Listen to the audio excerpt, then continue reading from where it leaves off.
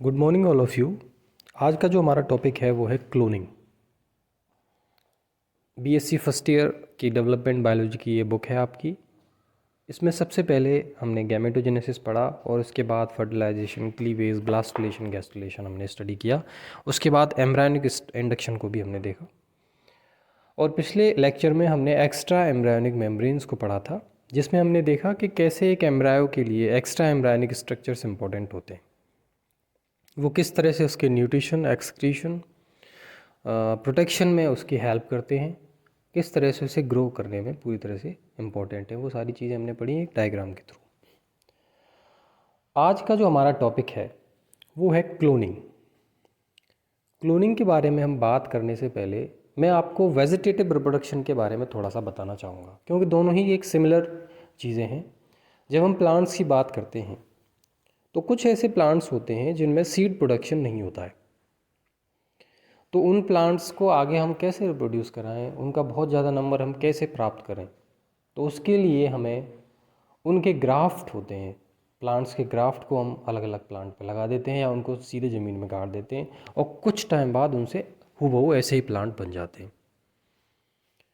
तो ये एक तरीका ये हुआ कि हमने जैसा प्लांट था उसका कोई भी हमने उसका कोई एक ऑर्गन ले लिया, एक ग्राफ्ट ले लिया, एक टहनी ले लिया, एक टिश्यू ले लिया और उससे दूसरा पौधा हमने बना दिया। ये वेजिटेटिव रिप्रोडक्शन का एक टाइप है। इससे प्लांट में हम वेजिटेटिव रिप्रोडक्शन कराते हैं। लेकिन जब हम बात करें पौधे के इस गुण को देखकर मानव की लंबे समय से चाह रही है, अगर उसकी भी क्लोन या कलम तैयार हो सके तो कैसा हो, उत्पन्न जीव भी ठीक ऐसा ही शकल सूरत वाला बन जाएगा जैसा हम प्लांट में बात कर रहे थे। अपने कल्पना लोक में हम उसने ऐसा हो सकने पर जितनी भी संभावना है उनको तलाशा। जंतु प्रजनन, पशु विज्ञान से जुड़े वैज्ञानिकों के मन में भी ये चाह रही कि वांछित गुणों वाले जंतुओं के अगर क्लोन तैयार हो जाएं तो उनके जीनों को डाइल्यूट या विलुप्त होने से बचाया जा सकता है। जंतुओं का क्लोन आखिरकार कैसे तैयार हो? हम जानते हैं कि जितने भी हायर एनिमल्स हैं उनमें सेक्सुअल रिप्रोडक्शन पाया जाता है, जिसमें मेल गैमेट स्पर्म होते हैं, फीमेल गैमेट ओवा होते हैं। इनके मिलने से जीव की उत्पत्ति होती है। दोनों युग्मकों के निषेचन से जायगोट बनता है, जो अपने मूल प्रजकों यानी माता व पिता से जीनी दृष्टि से भिन्न होता है। वहाँ पे हमें सेक्सुअल रिप्रोडक्शन में एक चीज़ देखने को मिलती है कि वहाँ पे क्रॉसिंग ओवर होता है, जिसमें मेल और फीमेल से आए हुए जीन्स होते हैं वो इंटरचेंज होते हैं, एक्सचेंज होते हैं। क्रॉसिंग ओवर की वजह से जितनी भी आप वैरायटी देख रहे हैं, जितने भी डिफरेंसेस देख रहे हैं, वो क्रॉसिंग ओवर की वजह से हैं। और एक इवोल्यूशन के लिए बहुत ज़्यादा रिस्पॉन्सिबल फैक्टर भी क्रॉसिंग ओवर है, तो बहुत ज़रूरी है वो। उसी की वजह से क्लोन उत्पन्न होना बहुत ही कठिन बात है। सबसे महत्वपूर्ण वो हम बात करें कि उच्च जंतुओं की कायक कोशिकाओं में या किसी एक भाग से पौधे की तरह संपूर्ण जीव का विकास करना बहुत ही मुश्किल है, असंभव है। उपरोक्त तथ्यों को पहचानते हुए वैज्ञानिकों ने जान लिया कि एक कोशिका से संपूर्ण जीव बनाने की क्षमता केवल अंडे या युग्मनज में पाई जाती है। अतः यदि जंतु को क्लोन चाहिए तो ध्यान इसी युग्मनज पर लगाना होगा, इसी केंद्रक में देखना होगा। उन्होंने ऐसी क्या चीज़ युग्मनज में पाई जाती है, उन्होंने ये फोकस किया कि भाई एक युग्मनज, एक सेल, सिंगल सेल था और उससे एक पूरा एम्ब्रायो डेवलप हो जाता है, एम्ब्रायो से पूरा जीव बन जाता है। तो इसी से उन्होंने क्लोनिंग बनाने पर विचार किया। इसी जानकारी का उपयोग करते हुए ऑक्सफोर्ड यूनिवर्सिटी के जेबी गोर्डन 1969 में जेबी गोर्डन ने मेंढक पर एक प्रयोग किया, जिसमें मैं आपको एक स्लाइड दिखाता हूँ। ये जेबी गोर्डन के एक्सपेरिमेंट को दिखाने वाली स्लाइड है, जिसमें हम देख सकते हैं कि मेंढक के अनफर्टिलाइज एग जो है उसको अल्ट्रा वायलेट जो रेडिएशन है उससे नष्ट कर दिया गया है। इसमें उन्होंने अनफर्टिलाइज एग लिया, ये वाला, जिसमें उसके क्रोमोसोम्स होते हैं, उस पर अल्ट्रा वायलेट रेडिएशन डाला, जिससे कि उसका जो न्यूक्लियस है वो डिजनरेट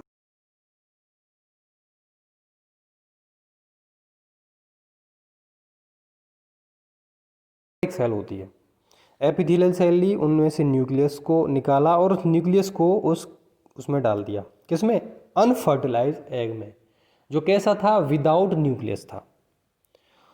तो इसका नेचर 2n हो गया यहाँ पे, लेकिन इसके अंदर जो न्यूक्लियस था वो कैसा था? सोमेटिक सेल से लिया हुआ है। अब उसमें क्या हुआ, हम आगे देखें। जो इस प्रयोग में प्रयुक्त अनेक अंडों से कुछ प्रतिरूपित अंडों में टेडपोल का परिवर्तन हो गया। कुछ बहुत सारे अंडे लिए जिनमें से कुछ में तो क्लीवेज नहीं हुआ, लेकिन कुछ में ब्लास्टुला डेवलप हो गया। यहाँ पे देखें, यहाँ पे कुछ में ब्लास्टुला डेवलप हो रहा है। कुछ से एनिमल एम्ब्रायो नहीं बने, लेकिन कुछ से बनने लग गए। इस विधि से का नाम उन्होंने दिया न्यूक्लियर ट्रांसप्लांट टेक्निक। यहाँ पे जो ब्लास्टुला है इससे टेडपोल बना और टेडपोल से एक मेंढक बन गया। ये मेंढक हूबहू जीनीय स्ट्रक्चर में कैसा था, उस टेडपोल के इक्विवेलेंट था। इस टेडपोल के इक्विवेलेंट ये पाया गया। तो इससे क्या प्रूव होता है कि न्यूक्लियर ट्रांसप्लांटेशन टेक्निक में जो न्यूक्लियस जिस सोर्स से लिया गया है, यहाँ पे सोर्स क्या था, टेडपोल का इंटेस्टाइन, उस न्यूक्लियस की वजह से ही ये जो मेंढक है वो बना और उसका जो जीनीय स्ट्रक्चर होगा इसके इक्विवेलेंट होगा, न कि जहाँ से अनफर्टिलाइज एग लिया गया है। क्योंकि अनफर्टिलाइज एग का इसमें कोई योगदान नहीं रहा, क्योंकि उसका केंद्रक उसके पास नहीं था। तो सारी जेनेटिक स्ट्रक्चर उसको कहाँ से मिला, एक केंद्रक से मिला, वो पहले से डिप्लॉयड होता है। तो एक बेस उनको मिला। जेवी गुडन का बहुत ही एक इम्पोर्टेंट प्रयोग था जिसमें न्यूक्लियर ट्रांसप्लांटेशन टेक्निक में उन्होंने एक फ्रॉग का क्लोन तैयार किया। गॉर्डन के इस प्रयोग के बाद स्तनियों में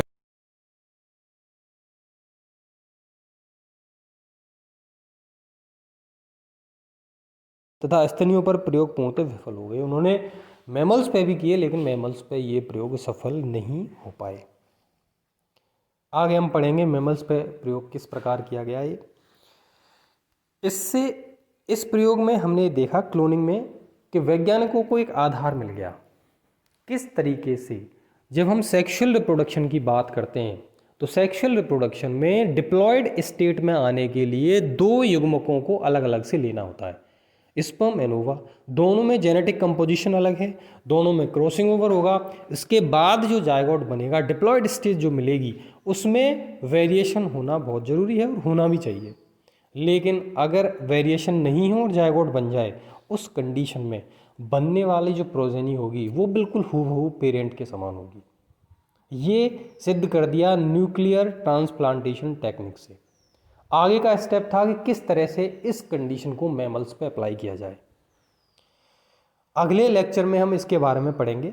अभी हम देखते हैं क्लोनिंग के प्रकार, कि क्लोनिंग किस तरीके से विकास हुआ, टाइप क्या है क्लोनिंग के।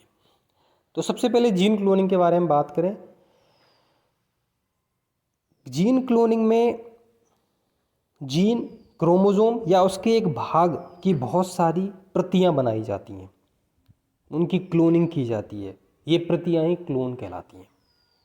इस प्रकार की क्लोनिंग डीएनए का अध्ययन करने के लिए की जाती है, जैसे कि पॉलीमरेज चेन रिएक्शन पीसीआर। ये बहुत ही आम है और इस टेक्निक का उपयोग बहुत ज़्यादा किया जा रहा है, जिसे हम जीन क्लोनिंग कहते हैं। कोई ह्यूमन से कोई जीन ले लिया, जैसे कि इंसुलिन का जीन ले लिया और उसकी बहुत सारी कॉपी बना दी, तो इसे जीन क्लोनिंग कह देंगे। और पॉलीमरेज चेन रिएक्शन जो होती है, उससे हम बहुत सारी कॉपी प्राप्त कर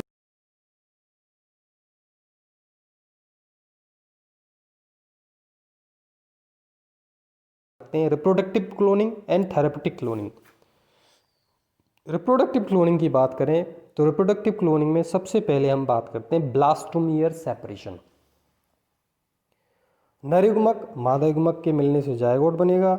जायगोट युग्मनज विदलन से पहले 2, 4, 8 कोशिकाओं में विभाजित होगा। विदलन कर यह एम्ब्रायो कहलाएगा। प्रारंभिक भ्रूण की कोशिकाएं ब्लास्टोमियर कहलाएंगी। यदि ब्लास्टोमियर की कोशिका को पृथक कर दिया जाए तथा परिवर्धित होने दिया जाए तो प्रत्येक पृथक्कृत ब्लास्टोमियर से एक संपूर्ण भ्रूण उत्पन्न हो सकता है। एक संभावना एक विकसित करके भी देखा गया कि ट्विन कैसे बनते हैं, ट्विन्स कैसे बनते हैं। ब्लास्टोमियर अवस्था में भ्रूण 2 भागों में विभक्त हो जाता है, ट्विन्स डेवलप हो जाते हैं। तो ये था ब्लास्टोमियर सेपरेशन, जो कि रिप्रोडक्टिव क्लोनिंग में काम में आता है। तो ब्लास्टोमियर सेपरेशन में एक चीज़ उन्होंने ये रखा कि इसमें ब्लास्टोमियर्स होते हैं वो जेनेटिकली ज़्यादा डिफर नहीं होते, सारी सेल्स एक जैसी होती हैं, डिफरेंशिएशन उनमें हुआ नहीं होता है। तो ब्लास्टोमियर को अलग अलग कर दिया जाए तो उनसे बनने वाले भ्रूण सारे सभी एक जैसे होंगे, जिसे हम एम्ब्रायो क्लोनिंग भी कह देते हैं। तो ब्लास्टोमियर सेपरेशन भी एम्ब्रायो क्लोनिंग का एक बहुत ही महत्वपूर्ण भाग बन जाता है। ये दूसरी टेक्निक जो अभी हमने पढ़ी, न्यूक्लियर ट्रांसफर टेक्निक।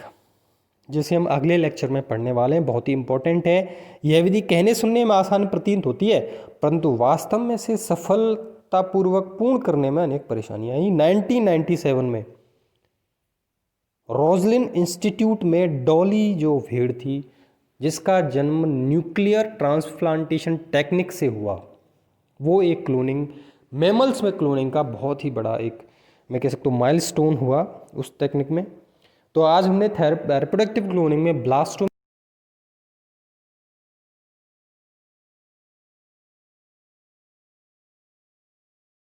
में हम पढ़ेंगे कि डॉली भेड़ का निर्माण किस तकनीकी के द्वारा किया गया, जिसमें हम ये स्लाइड को हम स्टडी करेंगे। आज के लेक्चर में इतना ही। Thank you.